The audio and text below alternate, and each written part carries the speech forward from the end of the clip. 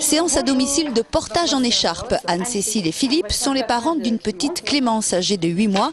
Et pour leur déplacement court avec bébé, le couple a opté pour cette technique qui présente de nombreux avantages. Notamment en ville, plutôt que de devoir, ou quand on a une petite voiture, de devoir trimballer une poussette, tout l'attirail. En ville, quand il y a du monde, ça évite, il n'y a pas besoin de slalomer entre les trottoirs. Et puis on a le bébé, on a un contact direct avec son bébé. Une écharpe porte-bébé est un long morceau de tissu en jersey tissé d'environ 4 mètres sur 1 qu'on peut nouer de différentes façons pour porter bébé contre le ventre, sur le dos. Et c'est loin d'être évident pour les néophytes. Donc je passe un pan là. Voilà. Ah, je tenais avec la mauvaise main.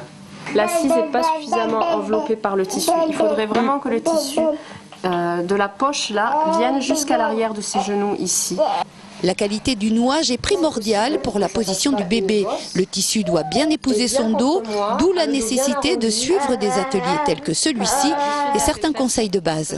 Bien regarder que le bébé puisse respirer correctement, qu'il n'ait pas trop chaud.